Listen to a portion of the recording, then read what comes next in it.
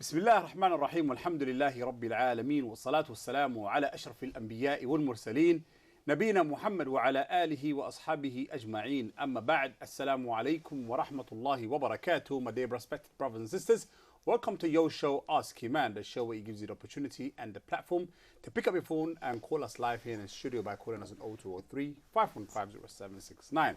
That's 0203 5150769. 69, inshallah. And for those of you brothers and sisters who prefer to send us messages, please continue doing so, inshallah, on the number that you'll see on your left hand side of your screen via email or WhatsApp, bi'idhnillah. And for those of you brothers and sisters who are living overseas and you want to take part on the show by calling us on our WhatsApp number, inshallah, and we can get to speak to you live here, bi'idhnillah. I'll be your host for the next hour, Mahmoud Yusuf. With me, I have my beloved Shaykh. It's been a long time since I actually mentioned his name. Shaykh Abdulkadir Ali Ambe. Assalamu alaikum wa rahmatullahi wa barakatuh. Wa alaikum assalam ورحمة الله وبركاته. حياك الله شيخنا وبياك. How are you today? Alhamdulillah, I'm good. Alhamdulillah. Good to see you, Shaykhana. It's been a while since we've done a show together. That's right. So, Alhamdulillah. So, today's the day. Yes. So, brothers and sisters, if you have any questions, inshallah, for our Shaykh Abdulkadir, so please remember that you can pick up your phone and call us live, or you can send us your messages by email or WhatsApp, bi'idhnillah. So, Shaykhana, as usual, inshallah, before we start the show, we'd like you to give us a quick reminder, so that way our brothers and sisters can get all the questions ready for you, bi'idhnillah. بسم الله والحمد لله والصلاة والسلام على رسول الله وعلى آله وصحبه ومن اهتدى بهداه يا أيها الذين آمنوا اتقوا الله حق تقاته ولا تموتن إلا وأنتم مسلمون. The reminder of today is about praying in congregation for men. Praying in congregation for men. Our Prophet ﷺ said in the hadith of Abdullah ibn Umar ibn al-Khattab radiyallahu anhuma, which is in Bukhari and Muslim, he said, Salatul Fadh, and the praying in congregation is more 27 levels higher and more than praying by yourself. And hadith of Abdullah ibn Maktoum also, which is also authentic, when he asked permission because of his situation, he was a blind man, and he asked to be released from praying congregation. Rasulullah asked him, "Do you hear the adhan?" And then he said, "Yes." He said, "Then I cannot have a permission for you. You have to come and pray." Subhanallah, a blind man who has no leader, who has no someone to help him. Our Prophet saying to him, you have to come and pray with congregation. And we find ourselves in our days, a lot of us, fit, like mashallah, I don't want to say, but on top of that, we pray at home with women and children, which is not right. And our Prophet ﷺ said, and the hadith Abu Hurairah, in Bukhari and Muslim, he said, alayhi salatu wassalam, I thought about telling people, telling the mu'adhin to call the iqamah, and then I go out with men, and then I will burn the houses of those people who did not come for praying in congregation. Subhanallah. And I always ask myself and my brothers and sisters, did the Prophet ﷺ, who is Allah Ta'ala said about him that he is so kind and so merciful to the believers, would he think to burn the house of the people for something that if you do, it's fine, if you don't do, it's not a problem? No. That's why praying in congregation for men, my brothers, is compulsory. It's compulsory. If you are a man, you are not allowed to pray at home without valid reason. If you overslept, if you are sick, if the masjid is very far away from your area, you don't drive, then Allah might excuse you for that. But none of that reason applies to me. And I just pray at home with women and children, and I'm a man. That's not acceptable. I should fear Allah subhanahu wa ta'ala. And that's what weakens our Eman. That's why we were different, as I said yesterday and in the program. The reason we're feeling that our Iman is becoming low, and because we don't care of the praying in congregation, and we don't try to carry on, we don't try to push ourselves to catch the first Allahu Akbar, and to push ourselves to pray regular in the masjid, and making sure that we catch every beginning of the salah. And subhanallah, when I hear like Sayyid al-Musayyib, he never missed one rak'ah, he never missed one salah, the Imam never started the salah before him for 40 years. I say, subhanallah, these people, were they Satans? They never get sick.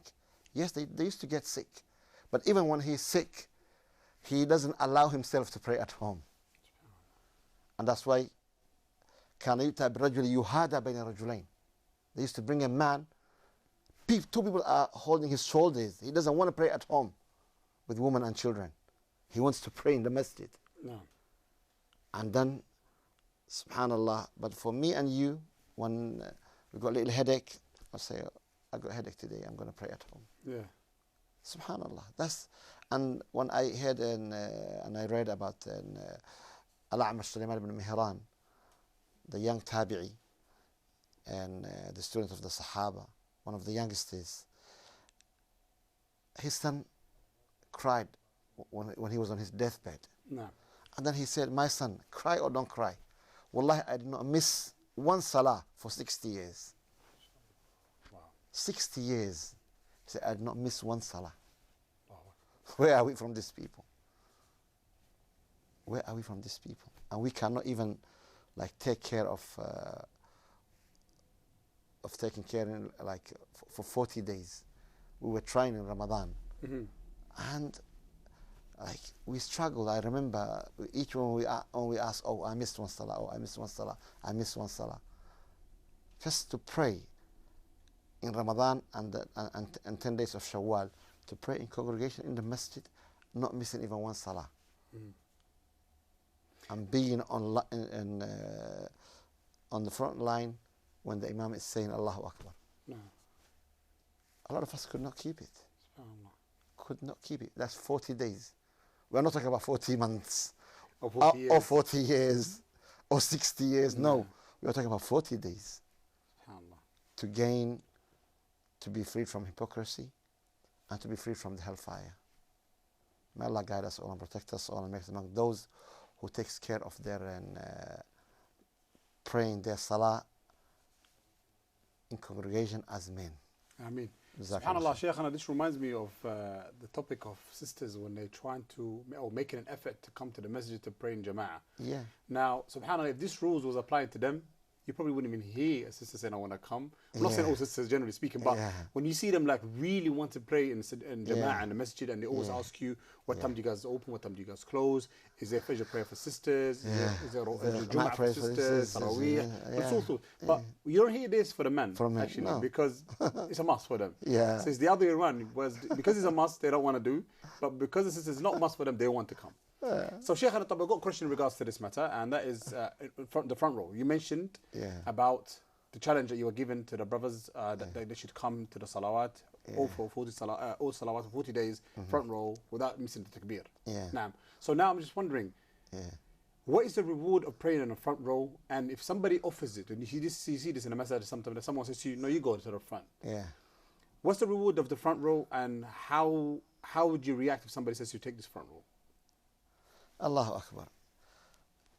The front row, first the Prophet ﷺ said about it, if the people, they know the reward of praying in the first row, and they could not find a space unless they compete on it, they were going to compete on it. Ajib. yes, they're going to compete on it. Mm-hmm. That's why the first row is very, very important. And in another hadith, which is also authentic, Ibrahim said, خير صفوف الرجال أولها. The best of the rows of the men is the front one. No. وشرها, and the worst is the last one. The last row. The last row, where a lot of people, you know, when you say salam, you see them getting up from the back. Yeah. Allah understand. Allah guide us all. Ameen. Barakallahu feek, Shaykhana. We have literally 20 seconds, brothers and sisters. Please join us after that break, inshallah, where we're going to be going through all the questions that you brothers and sisters have sent for our sub or email, inshallah. But I encourage you, brothers and sisters, to pick up your phone and call us live in our studio on 0203-515-0769. That's 0203-515-0769, inshallah. Until after that break. Assalamu alaikum wa rahmatullahi wa barakatuh.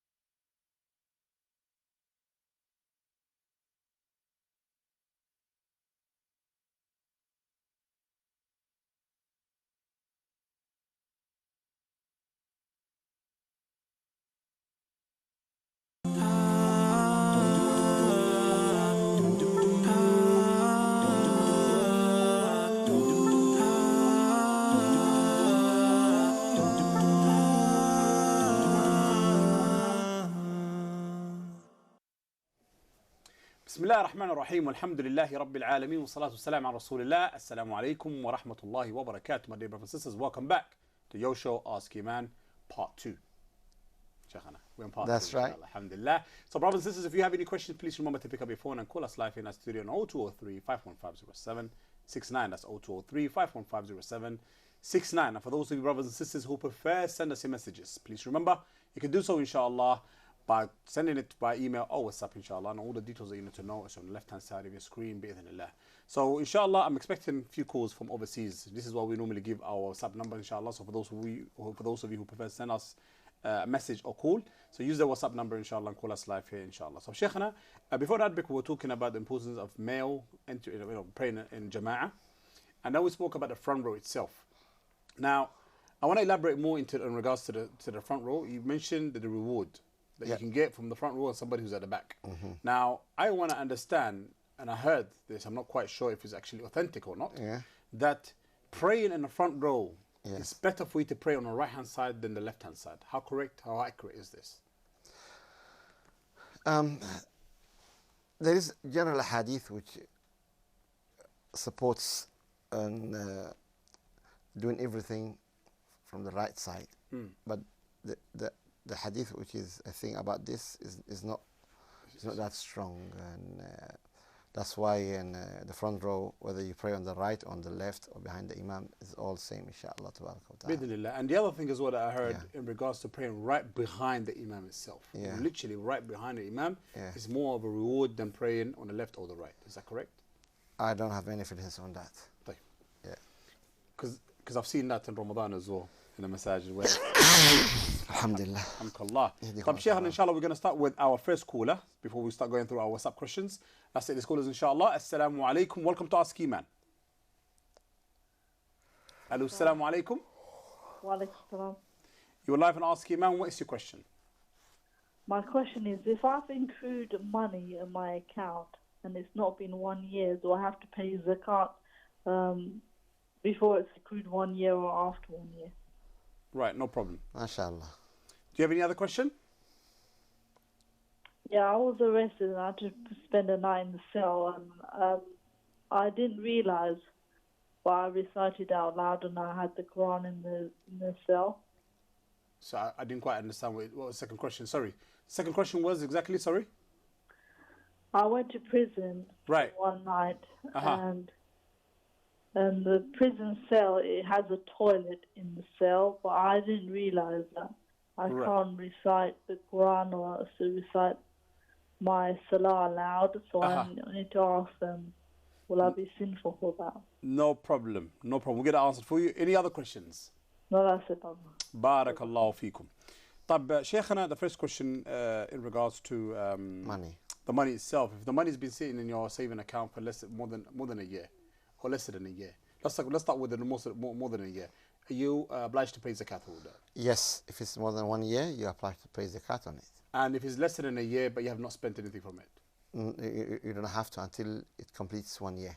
Khalas, barakallahu feek. And the second question is in regards to reciting the Quran, the word of Allah subhanahu wa ta'ala, in a place where the actual toilet itself and the room are open together. So let's say, for example, prison cells.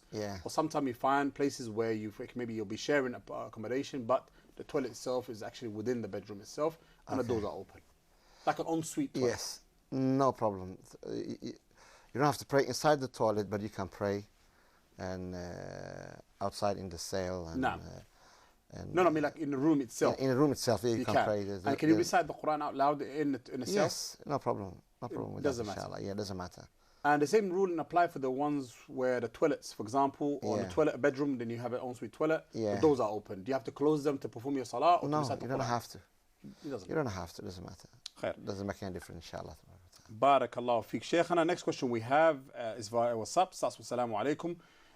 When you perform in Salat al-Dhuhr, although it's 4 rak'ah, but I got confused, what do I do? If you're confused, then you built on what you remember exactly. For example,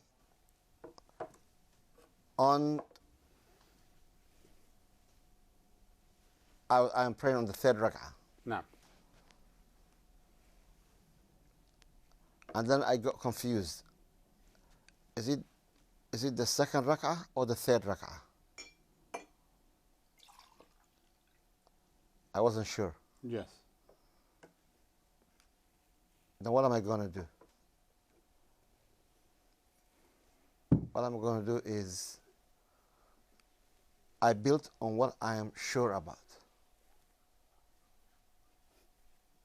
I built on what I am sure about. Then I'm sure about the second rak'ah, but I'm not sure about the third rak'ah. Yes. Then I pray third and fourth, and then I pray sujood al-sahw after that. No. The two prostrations, after the two, before I say salam. And the other way around, if, for example, I knew that I prayed the third rak'ah, but I was not sure whether I prayed the fourth rak'ah or not, then I built on the three rak'ahs, and then I prayed the fourth one. That's how you do, and then you pray you do your two sujood, two prostrations, to make up the mistake. Yeah, before you say salam, and then you say salam. But why is it, Shaykh, and people when they perform Salat al-Dhuhr, they've taken very, I mean, I'm not saying they take it very lightly, but they concentrate more about the 4 rak'at before the Dhuhr, and they say to you, if you don't perform it before the Salat al-Dhuhr, you have to perform it after Salat al-Dhuhr. Is that correct? It is. That's the sunnahs with your Prophet needs to take care of it. Yeah, but that's before Dhuhr. Before Dhuhr. Now, what about those who doesn't perform it before Dhuhr, but they perform it after Salat al-Dhuhr? Yeah, that's fine. If you missed it, yeah, you can make it up. Oh, really? Yeah. And what about the other 2 rak'ahs after Dhuhr? Then you pray the other 2 rak'ahs. MashaAllah, Yeah. tabarakallah. But I got another question. Because you want to win that Allah subhanahu wa ta'ala to build for you a house in paradise. No. Then you need to complete the 12 rak'ahs in which is in the authentic hadith of Prophet ﷺ, for those who pray 12 rak'ahs every day other than the fard prayers. Allah will build a house for them in paradise. Shaykh, another question about Dhuhr. We know that the importance of praying Salat, the 4 rak'at, to build a Jannah to build a house in the Jannah. Now, when we perform in Salat al-Jum'ah, Yeah. is there a Sunnah prayer for Salat al-Jum'ah? Because we know it's taken over the Dhuhr prayer itself. Yeah. Now, do we perform 4 rak'at and then 2 rak'at at the end, or do we not perform any Sunnah prayers No. because of Jum'ah? Jum'ah is different. Jum'ah you pray only the 2 rak'ah of Tahiyyat al-Masjid, No. the greeting of the Masjid. Uh-huh. You pray this 2 rak'ah only, and then you sit down. Hello. And then after you finish, you pray 2 rak'ah. After you finish the Jum'ah, Jum'ah. you pray 2 rak'ah. And that's in the Masjid. Or you pray 4 rak'ah in your home. Sorry, you confused me. So 2 You pray rak'at 2 after rak'ah Jum'ah in the Masjid. in the Masjid, or 4 rak'at when you go Or home. you go home straight away, Yeah. and you pray 4 rak'ah in your home. So that's what I mean. So there is a Sunnah prayer after Jum'ah. Yes. So that's there what is. it That's yeah. mu'akkad. Yeah, nothing before.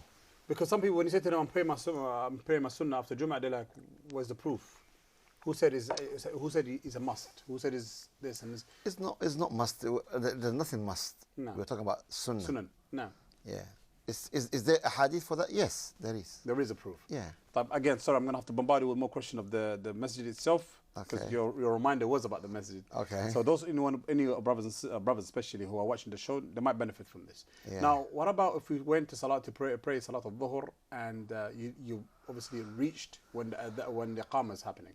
Mm-hmm. Now, you know you have to make up your 4 rak'ah, Yes. which is a Sunnah. Yeah. And you know you have to make your 2 rak'ah after Salat al-Dhuhr, which is a Sunnah. Okay. Now, what about Tahiyyat al-Masjid? Now, you haven't performed it at all. Tahiyyat al-Masjid, it will go into the fard prayer. And Allah will reward you for that. Your fard prayer, Mm-hmm. your obligatory prayer of Dhuhr or Asr, then your Tahiyyat al-Masjid will be included, and Allah will reward you for that. SubhanAllah. Okay. Yeah. I've never heard of that. Mm-hmm. The reason I'm saying that because I know about the Fajr one. Yeah. Because he prayed the 2 Sunnah to Tahiyyat, well, not Tahiyyat, Yeah. but when he prayed the 2 Sunnah of Fajr, Yeah. it's equivalent of Tahiyyat al-Masjid as well. But Yeah. the Dhuhr is, so the Asr is the same, and Maghrib is the same, Every Isha is the salah same. is the same. Every Allahu fard is the same. If you come the time of that, No. you only pray straight away, and Allah will reward you for that. طيب, Barakallah Fiqh. Shaykh, we have 90 seconds. So this is the next question we have. Is probably a straightforward answer in regards to insurance. Okay. Now, when they say Assalamu alaikum wa rahmatullahi wa barakatuh, are we allowed as Muslim to insure our items? AKA, which is, for example, we're talking about shoes, watches, expensive items. No. As Muslims, you are not allowed. You're only allowed to insure like the car, and because it's a necessity, it's part of the life. But these other items, whether expensive or not, you do your best to protect your expensive stuff, and you trust in Allah subhanahu wa ta'ala, and you don't go into any haram contract. طيب, what about, okay, I'm going to have to ask you maybe after the ad break, Shaykhana, in regards to insuring your body. Some people do insurance on their body now. Life insurance. No, not life insurance. Part of their body is insured because of fame. MashaAllah. So I'm going to have to ask you this, inshallah. Like myself. Like yourself, Shaykhana. I guess you insured your hand, right?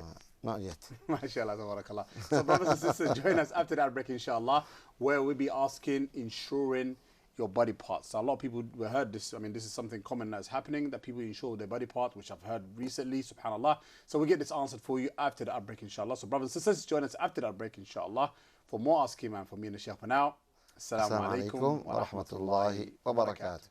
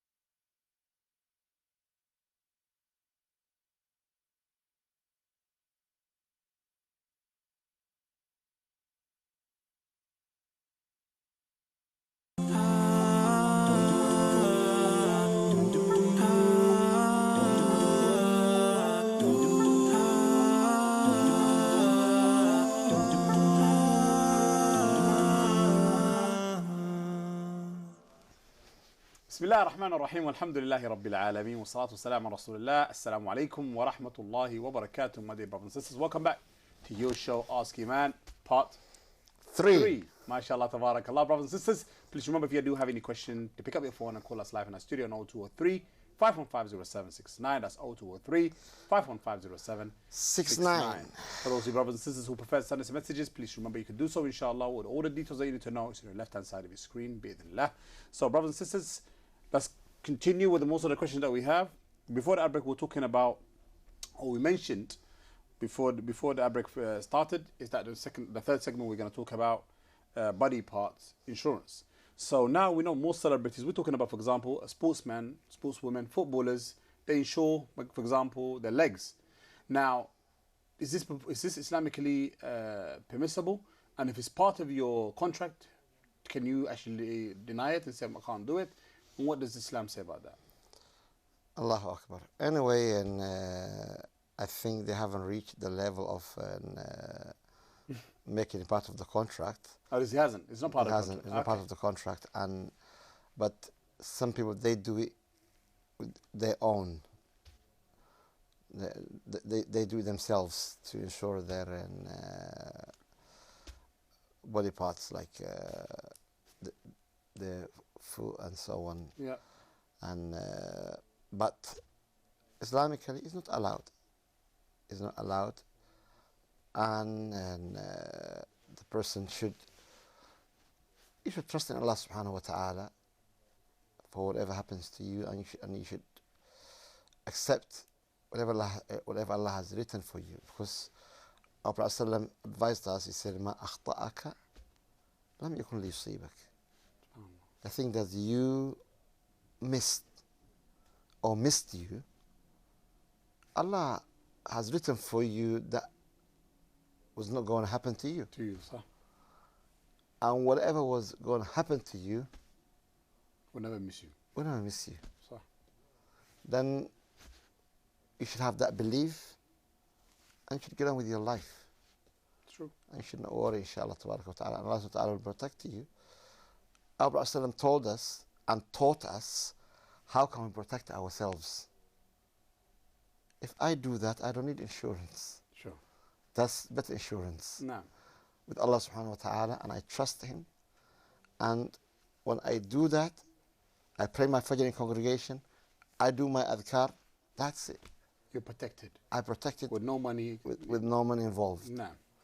Inshallah. Well, I find it very bizarre, Shaykh, that footballers will insure their legs or their feet or their knees when they earn that much of money. Surely they can afford to go and get it treated. That's the problem. So the insurance itself, I don't know how that's meant to be valid. When you hear like one of them, his haircut is £25,000, then that won't surprise you. I could be the barbers for that day. SubhanAllah. But Shaykh, we have another question via WhatsApp, which starts with Assalamu alaikum wa rahmatullah. Can one keep a tuhfa, a sculpture, of a human being in the house? Why? You look shocked, Shaykh. Yeah, because that's common in Africa. That's the reason I was shocked. And there's some memories coming into my mind of some of the houses, of some of the relatives. No. And that's not allowed. You should not keep anything, no human beings, nor animals. We used to see some people, they have like, because we are camel riders and we love camels. You find a big camel with a small camel. Yes, I remember those little. Yes, I remember that. In our sitting rooms sitting room. and so on. Yeah, and that's not allowed. That will stop the angels into your home and my home. I thought it's only for photos. No, statues, anything that you do, it will stop the angels coming to the house. No. And Allah Ta'ala will ask you to put salt in it on the day of resurrection. Right, no. Then we should fear Allah Subhanahu wa Ta'ala and should stop all these kind of things, which is nothing. Khair. Yeah. Barakallah fiqh. Shaykh, next question we have, it might be a bit sensitive for some, or might find it a bit bizarre, Shaykhana, is in regards to a deceased person that passes away. So, Assalamu alaikum wa rahmatullah. If you keep a piece of hair from a deceased that's passed away as something that you remember them with, is it allowed to keep that item? No, that's not allowed, and you shouldn't. The Sahaba, they kept of the Prophet ﷺ because the Prophet is different. But there's no one else like Abu Bakr or Umar or Uthman or Ali or Bilal or any of the other Sahaba. No one kept part of their hair or nails or whatever. It shouldn't be, because that's not right. Because and that might end up Allah protect us subhanahu wa ta'ala fall in shirk later on. And that's why this kind of things it should not be entertained. So you see, my concern is obviously because whoever's doing this kind of things or believe in this kind of act, they're probably thinking, who preserved the Prophet? Gown, stick, shoes, hair. So, I mean, who started it? I mean, who preserved all this stuff for us to see? Some of the Sahaba, they kept that of the Prophet sallallahu alaihi wasallam. And that's for themselves, not to publish it for other people, the older nations coming after them. No, that's for themselves. Right. So whenever somebody claims, but now what is in the museums and so on? That's what I was gonna say. Yeah, is not. It's not accurate. It's not accurate. It's not. Ajib. It's not at all. Because that was my question. Now, how would we know if that's authentic? Yeah. Flip-flop or slippers that the Prophet ﷺ wore. That's his stick. That's his gown. That's his this is his helmet. This is his hair. And people treasure it, and the way they treat it, like you said, it does fall into bid'ah because it becomes like shirk. Yes, and then it will reach shirk. No. Starts with bid'ah, innovation, like going to it and kissing it and prostrating for it, and then it goes further, and that's how the shirk starts. So there's no evidence of anything that belonged to the Prophet ﷺ that we can say is still alive, still is now. See it till today now. There isn't. There isn't. Because you know what, subhanAllah, Shaykh, this has just led us into this. I did think about this once upon a time, and I thought, if Allah didn't want us to see or any evidence of the Prophet ﷺ, surely He would have not allowed us to have piece of his clothes or piece of his hair about. Some people I've seen, Allahu Alam, it could be false, but I personally think it's false. Dates that the Prophet ﷺ had ate, and then the seed itself that spat out. Some people kept it as believing that this is the Prophet, and they paid a lot of money for it. Yes, a lot of money. So I'm thinking to myself, where's your evidence here? No, there's no evidence for that. طيب. خير بارك الله في شيخنا. طيب, next one we have okay, next question we have starts with Assalamu alaikum wa rahmatullahi wa barakatuh. What does Islam say about good, what's this? Oh, okay, what does Islam say about good discipline? There's more questions that's coming up all of a sudden. So what does Islam say about good discipline? Explain more. Like what does Islam teaches us about being disciplining our children, or disciplinary as a person itself? How do we teach our children to be disciplined? Allahu Akbar. We teach our children the way our Prophet taught, and he disciplined his children, and to put them right, to advise them, and to make them pray in the age of 7, and to teach them what is good, to warn them about what is bad, and that's how we discipline. Because prayer teaching us to keep the time and be on time and so on, and you ask your child to pray when he's 7, and you train him earlier than that, and then when he's 7, he has to pray properly. He has to know. Before that, like if he comes and pray with you, and then halfway he runs away, he goes to his mom and so on, then you should not be harsh on him. No. But after 7, you have to discipline him to pray properly, to make sure he prays properly, and then when he's 10, you have to be harsh on him, yes, and firm with them and teach them. Yeah, and teach them that this is not messing around. You stand in front of Allah subhanahu wa ta'ala. No.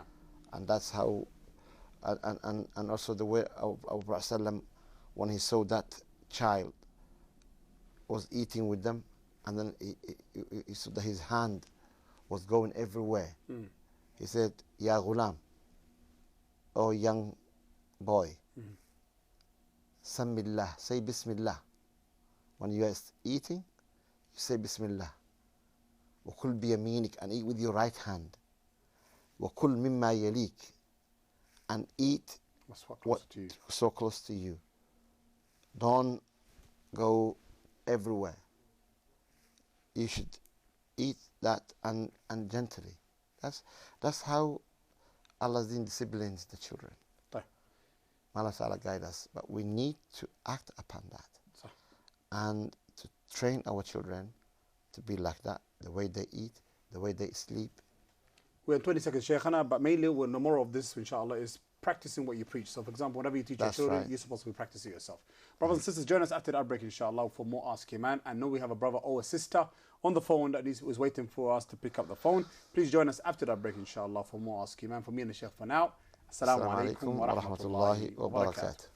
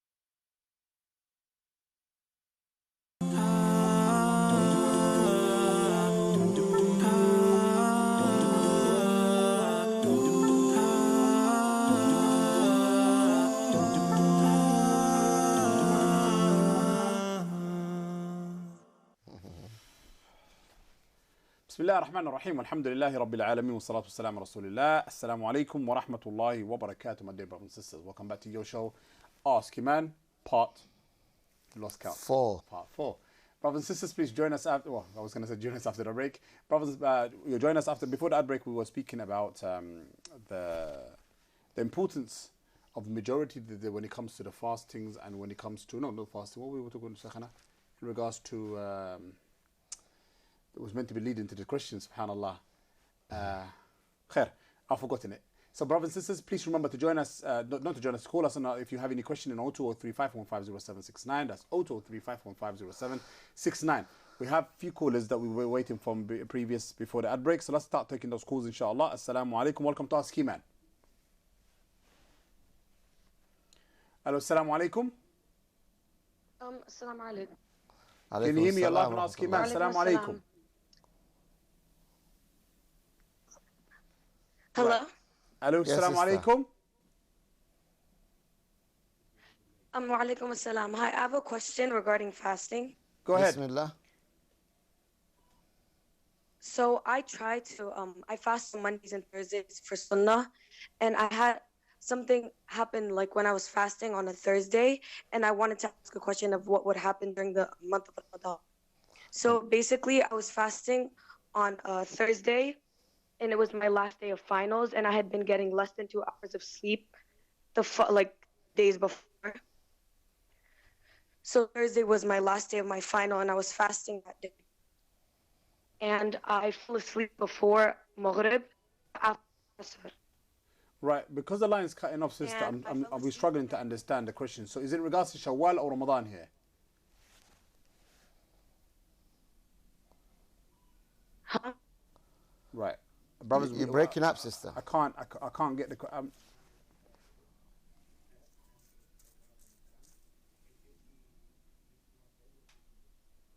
Right, so this is as fast as Mondays and Thursdays, Shaykhana, Yeah. generally speaking. And then she overslept on Thursday. Yeah. And she missed Salat al-Maghrib. Yeah. Now, what should she do? Is our fasting valid? Yes. Is it valid? So she wants to know what's the ruling on this? Yeah, her fasting is valid. It's nothing to do with what happened with her, and because she overslept, also she's not sinful for that. When she wakes up, she eats, and also she prays her Maghrib whenever she gets up, and then she prays her Isha. And for those brothers and sisters who fast Mondays and Thursdays usually, Yeah. but when it comes to the exams, if they have the exams coming up and they're struggling to revise and stay up and fast at the same time, are they sinful for stopping because of the exam period? No, they're not sinful because what they doing is voluntary fasting, and they have the all right when they have exams or when they are traveling or when they are when they want to have a break. They can stop and inshallah tabaraka wa ta'ala and fasting. There's nothing wrong with that and no problems inshallah. طيب, let's take a nice call inshallah. Assalamu alaikum. Welcome to Ask Eman. Hello, assalamu alaikum. Wa alaikum salam. I have a question for the Shaykh. Bismillah. Regarding it, I think I'd like to know whether it's an elevation or not. In Aqsa Mosque, there is a place where they say that the Prophet ﷺ descended to the heavens, and it's got a little hole in there. So people put their hands in, and for barakah or something, is it okay to do that, or is it an innovation? I like to clarify that. Is there an evidence to prove that the ground that you see the holes coming from, or the holes actually in the ground, is where the Prophet ﷺ was standing before he was descended to Allah subhanahu wa ta'ala in seventh heaven? There is a place they have made a little like a tomb or something. Okay. And it's got a little hole in there, and people normally put their hands in it. Right. Okay. Because our Prophet descended from there to the heavens. Right. Allah. طيب, you want to know That's if he's actually Innovation. Is it innovation okay is to bid'ah do or not that, for us to do so? or is it not okay to do that? No problem. Do you have any other questions, sister? No, thank you. Jazakallah. Jazakallah. Barakallahu fiki. طيب, Shaykhana, we were speaking about bid'ah, innovation of people doing things without no evidence. Now, you've been to Al-Aqsa before, right? Yeah. Now, have you seen this site before? No, I haven't seen it because there's a lot of sites people they go which I did not go. Right. So in this incident, what the sister's mentioning, there's a place where it's protected, where it's saying to the Muslims, this is where the Prophet ﷺ was sent to the seventh heaven to speak to Allah subhanahu wa ta'ala. This is the spot, and a lot of people are touching it and taking a blessing from it. Is it permissible to do so? It's not permissible to do so. And our deen, alhamdulillah, is clear. You cannot do none of that. Even like the one we know and we are sure about, which is in the cave of Hira, we don't do none of that, and it's not allowed. It's not allowed. Even like Umar ibn Khattab, Allah be pleased with him, when he saw people are going to visit, that the tree that under that tree, where the Prophet ﷺ took the oath of the Sahaba of the Ansar, he cut that tree. He cut it off, Umar ibn Khattab, because of people start going there. Because Islam is very clear, it's black and white, doesn't need any innovation. And if you go where Rasulullah, like cave of Hira or cave of Thawr, and just to see where Rasulullah used to sit and do his ibadah and so on. Bas. So cave of Hira, for example, is it really where the Prophet ﷺ used to sit, or is this something that's where he used to sit? This was it? No, that's where he used to sit. So there is evidence that says there's a cave, yeah. But how do we know that's a specific cave? That's the cave. How do we know? Because that's the mountain of Iqra. There's no other cave around there? No, that's well known and it's huge, and I used to live next to that. And when you go up there, you can see Makkah, subhanallah, black and white, very clear. Because I'm surprised, because like majority of the things that is left behind what the Prophet ﷺ used to do, like you said, majority of even the government, they destroy those athar, like anything that states that the Prophet ﷺ used to lean on or sit on or stand on, they take it off because they know people will fight, will kill each other to be there. That's right. Now, I'm surprised Qar Hira is still there. Yeah, Allah's still there, subhanallah, because it's a mountain. No, they would just cover it up and say no one's allowed to go to it. So in this incident, because I've never been to the Aqsa myself, so I've never seen it. So it doesn't exist, or if it does exist, it's not permissible, right? It's not permissible at all. Even whether it exists or not exists, it's not permissible at all. Right. Yes. Barakallahu feek, Shaykh, for clarifying that. Next call, inshallah. Assalamu alaikum. Welcome to Ask Eman. Assalamu alaikum. Wa alaikum assalam wa rahmatullah wa barakatuh. How are you? Alhamdulillah, yourself? Alhamdulillah, I'm good. This brother Junaid. Yes. MashaAllah. Go ahead. Basically, I have a question concerning a member of my family. They want me to work with them, and so basically the first thing is that they want me to, just for like a small thing, like for example, he is my dad actually, and he deals he does like some business stuff. So, but there might be some times when I'm just going like with him to pick up some material and giving it to builders. But then there's like a problem because, like for example, the house that we're like building on, like for example, our own house, that's a house I think bought on riba money and whatnot. And then now I might not necessarily be doing anything directly involved with riba though. So does that mean that I can still work with him? But at the same time, he himself, the company might not have any like riba or deal in riba, but he himself, he might have done some interest here and there. No. So is it still permissible for me to work with him as long as I don't directly get involved in riba and whatnot? Sure. Barakallahu feek. Very good question. But brother Junaid, I've got a question for you. Brother Junaid. Right. Every time I speak to the brother, I wanna ask him a question, but he ran away. Alhamdulillah. He's not running away. It's just I'd never catch him at the time that I need to catch him. Shaykh, in regards to what the brother is saying about helping out. Yeah. So you as an individual, are you sinful for helping out somebody who's is involved in riba, or somebody who's involved in haram money, or whatever it is? You helping them out, are you sinful for doing so? We're not talking about making it or getting that haram money or riba money, helping them whatever service they want from you. Inshallah, you have nothing to do with, as far as you are not involved directly. You work with your father or with your relatives or with your family, and even though they might involve in some riba money comes into them or they deal with it and so on, yes, you can work with them, because this kind of question is being asked to Abdullah ibn Umar of a man who, Abdullah ibn Mas'ud and al-Hudhali. He's been asked if a man who has his money is part of it halal, part of it haram, can you eat from it? And he said, yes, you can eat, and you can use, and you can work with him, and you can deal with him. Jazakallah khair. Barakallahu feek. Sheikh, I hope that answers the question, Brother Junaid. Next time when you call, please stay up a little bit so I can speak to you. So, Brother Junaid, that answered, inshallah, your question. So, brothers and sisters, if you have any other questions, please join us after that break. For me and the Sheikh for now. No ad break. Assalamu alaikum wa rahmatullahi wa barakatuh. This is your last episode.